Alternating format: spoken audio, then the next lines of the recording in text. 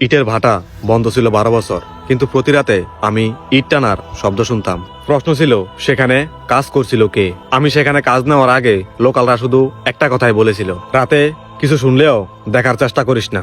আজকের ঘটনাটি একসময় নাইট গার্ডে কর্মরত থাকা একজনের। আমি তার ভাষায় সম্পূর্ণ ঘটনাটি আপনাদের সাথে শেয়ার করছি। ঘটনাটা 2017 সালের শীতকালীন সময় মুন্সিগঞ্জের এক প্রান্তে দলেশ্বরী নদীর কাছেই বহু বছর ধরে বন্ধ থাকা একটা ইটের ভাটায় আমি নাইট গার্ডের কাজ নেই। আমার বয়স 30-এর কাছাকাছি।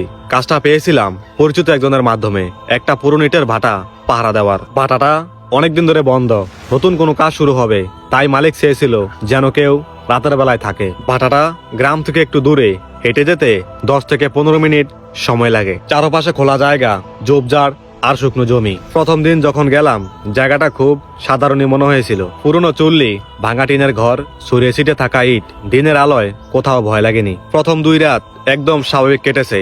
আমি একটা কাঠের চেয়ারে বসতাম, মাঝে মাঝে ভাটার চারপাশ ঘুরে দেখতাম। শীতকাল ছিল তাই রাতের বাতাস ছিল ঠান্ডা, কোথাও কোনো শব্দ নেই, শুধু মাঝে মাঝে দূরে কুকুরের ডাক শোনা যেত। তৃতীয় রাত থেকে পরিবেশ একটু বদলাতে শুরু করে। রাত তখন 12টার একটু বেশি। আমি চুল্লির কাছ দিয়ে হাঁটছিলাম, হঠাৎ খেয়াল করলাম ভাটার ভেতরের মাটিটা যেন নতুন করে নড়াচড়া করছে, অথচ দিনের বেলা কেউ আসেনি। ভাবলাম হয়তো কোনো পশু ঢুকেছিল, বিষয়টা তখন তেমন গুরুত্ব দেইনি। পরের রাতে আমি স্পষ্টভাবে শুনি, মনে হচ্ছিল কেউ ইট টানছে। প্রথমে মনে হলো বাতাসে শব্দ হচ্ছে, কিন্তু বাতাস থেমে গেলেও শব্দ থামেনি। খুব ভারী কোনো কিছুকে মাটি ঘেঁষে টেনে নেওয়ার মতো আওয়াজ। আমি টর্চ জ্বালিয়ে চারপাশ দেখলাম, কিন্তু কাউকে দেখলাম না। তবুও শব্দটা কয়েক সেকেন্ড পর পর হচ্ছে। আমি তখন ভাটার বাইরে চলে আসি, নিজেকে বুঝালাম পুরনো জায়গা, নানা শব্দ হতেই পারে। কিন্তু পঞ্চম রাতে যা হলো সেটা আমি এখনো ভুলতে পারি না। সেদিন রাত 1টার দিকে হঠাৎ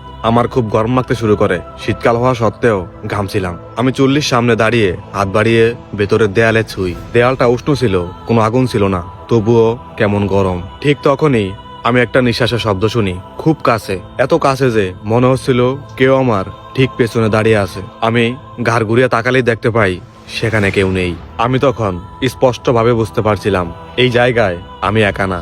এরপর থেকে প্রায় প্রতি রাতেই কিছু না কিছু হতো, কখনো পায়ের শব্দ, কখনো ফিসফিসানি, কখনো হালকা গুনগুন।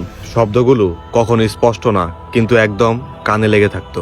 সবচেয়ে অদ্ভুত ছিল, শব্দ শুনলে মনে হতো যেন কেউ কাজ করছে, যেন ভাটা এখনো চালু। এক রাতে আমি সাহস করে বলি, এখানে কেউ থাকলে সামনে আসো। আমার কথার পর কয়েক সেকেন্ড সব চুপচাপ। তারপর খুব শান্ত একটা আওয়াজ আসে, ঠিক মানুষের মতো, কিন্তু ভারী। অদ্ভুত কণ্ঠে বলছে, তোর এখানে থাকার কথা না। এই কথাটা শুনে আমার শরীর অবশ হয়ে যায়।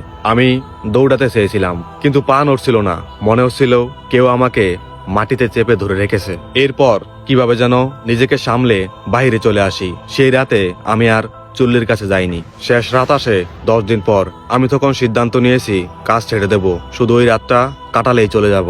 রাত 1:30টার দিকে হঠাৎ ভাটার ভেতরে আলো দেখতে পাই। সেটা আগুনের আলো না, লালচে একটা আভা। আমি দূর থেকে তাকিয়েছিলাম, দেখলাম চুল্লির মুখে একটা অবয়ব দাঁড়িয়ে আছে, মানুষের মতো, কিন্তু শরীরটা অস্বাভাবিক লম্বা, মুখটা স্পষ্ট দেখা যাচ্ছিল না। সে নড়েনি, শুধু দাঁড়িয়েছিল। তারপর ধীরে ধীরে চুল্লির ভিতরে ঢুকে গেল। এর সঙ্গে সঙ্গেই আবার সেই ইট টানার শব্দ, মাটি গোড়ার শব্দ শুরু হয়, যেন কেউ কাজ শুরু করেছে। আমার আর কিছু মনে নেই। সকালে গ্রামের লোকজন আমাকে ভাটার বাহিরে অজ্ঞান অবস্থায় পায়। আমি জ্ঞান ফেরার পর শুধু বলেছিলাম আমি আর এই জায়গায় থাকবো না। আজও সেই ভাটা বন্ধ, কেউ কিনতে চায় না। লোকজন বলে রাতে ওই দিকে গেলে এখনো মাঝে মাঝে গরম বাতাস আসে। আমি জানি না ওটা কি ছিল, জিন কিনা নাকি অন্য কিছু, আমি বলতে পারি না। আমি শুধু জানি কিছু জায়গা আছে যেখানে মানুষ চলে গেলেও কিছু একটা থেকে যায়।